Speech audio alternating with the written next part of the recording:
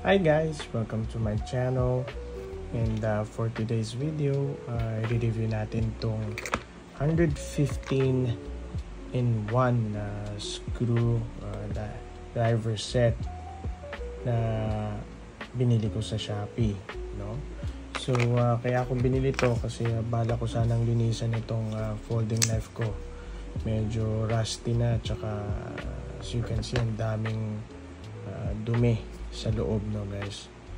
So kaso nga lang hindi siya yung typical na screw, no? Ikakaiba ang screw nito, kaya bumili ako ng itong screwdriver set kasi baka sa 115 naman siguro makikita ko yung screw na applicable para dito sa kutsilyo ko, no? So murang-mura to guys. Nabili ko lang siya for 163 pesos and ang bilis din dumating. So after 3 days na nakuha ko na.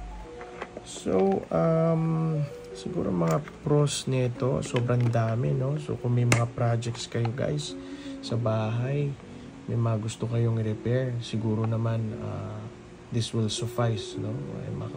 Makakatulong to ng para sa mga projects nyo, sa mga gusto nyong i-repair na mga gamit nyo. Talagang this will be very useful, no? Ang dami guys, oh. Mga electronics kayo, laptop, gusto nyong buksan, magagamit nyo to, panalo to guys. And sa yun nga, sa presyo 163, baka makuha nyo pa na mas mura to guys, no? May mga promotion kayo, baka makuha nyo ng mas mura pa sa 163.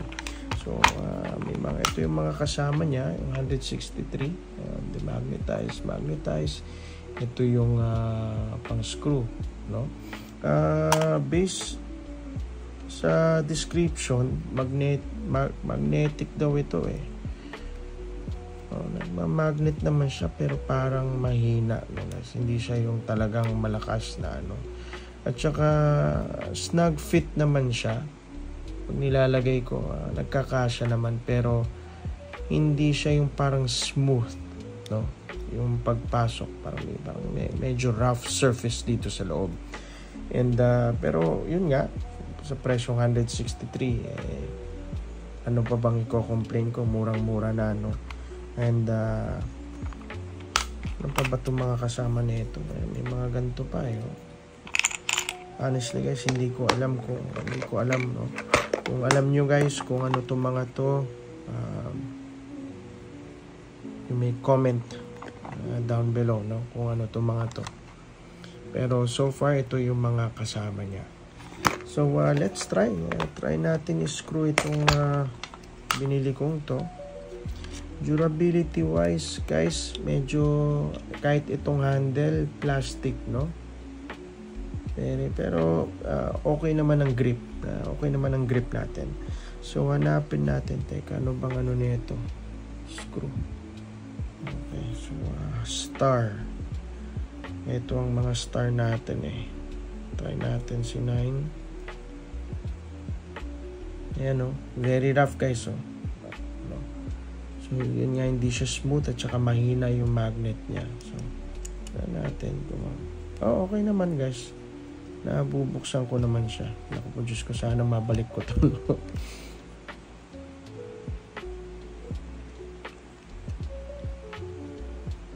Okay din, swabe. Ayan guys, ang dumi nung kutsilyo ko. Isahin natin buksan. Okay naman okay naman siya gamitin. Ayan, nakita nyo naman, nagmamagnet yung screw. Yun nga lang, medyo mahina talaga siya. Pero at least okay naman. Pwede na.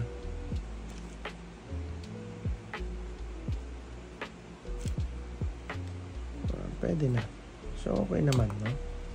At ang gusto ko dito, very compact siya, no? Maliit lang to guys. So kasyang-kasya to sa mga bag.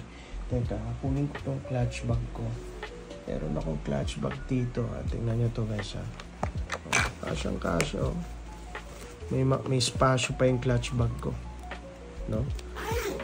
Kung may mga toolbox kayo, for sure, magkakasya to sa toolbox. Not bad to. Siguro yun nga lang, hindi ko alam kung gaano ang itatagal nito. Pero for me, nasa pag-iingat naman yan. No? Quality control issue siguro, yun lang ang magiging ano nito. Tsaka mga durability concern. No? Pero so far okay naman. And yun lang, yung fit nitong mga bits. No? Hirap tanggalin yung iba minsan guys eh. Hindi okay ang fit niya eh. Ayan, no? Very rough, very rough. Hindi siya smooth. Siguro kung high quality ito, medyo pagkagastusan nyo, okay. Pero I mean, as long as gumagana for me, I don't think there's any issues or problem with that. No? Natanggal naman yan ng mga screw. Pero yun nga, hirap ibalik. And yung magnet niya, hindi masyadong malakas. Yun lang siguro yung issue nito. And nung binili ko to guys, ewan ko kung yung akin lang or walang instruction na kasama. Hindi naman siguro, hindi ko naman kakailanganin siguro, pero just for you guys to know, walang nung binili ko tong akin, walang instruction. Malay nyo, pag bumili kayo, siguro meron. Pero itong sa akin, wala. So, yun nga. Bala ko sana linisin kasi itong kutsilyo ko guys. And bumili rin ako ng mga gamit. So next review, ito naman ang i-review natin. Itong binili kong Stanley na all-purpose lubricant. No? Bala ko kasing tanggalin yung mga kalawang na itong kutsilyo ko. So tingnan natin kung matatanggal siya guys. No? Try natin gamitin yung mga ibang tools. So dito natin magagamit itong mga to.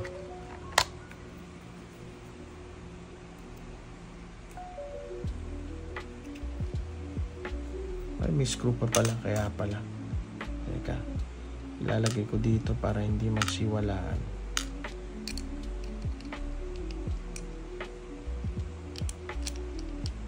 Medyo maliit ang screw nito. So palitan natin. Pero ano din siya, star shape na screw. Nakuha ko 9, siguro 7 magkakasya na. Tingnan natin guys ha. Balik natin to. Yan, maliit eh oh.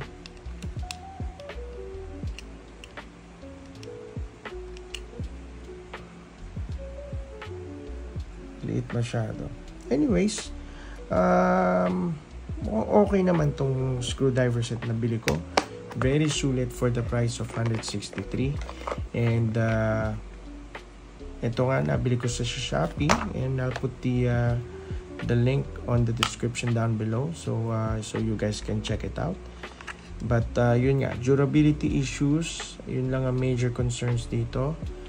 Plastic, pero for me, as long as iniingatan yung mga gamit nyo, I don't think you guys will have any issues with it. No, tatagal na mga gamit natin. So for me, this is good. This is a good buy for 163 bucks. And sana nakatulong, no guys. If nakatulong itong video na to para sa inyo guys, don't forget to hit the like button. And subscribe na rin for more videos like this. I will be reviewing a lot of Shopee purchases, no, na mura, pasok sa budget, pero usable, no.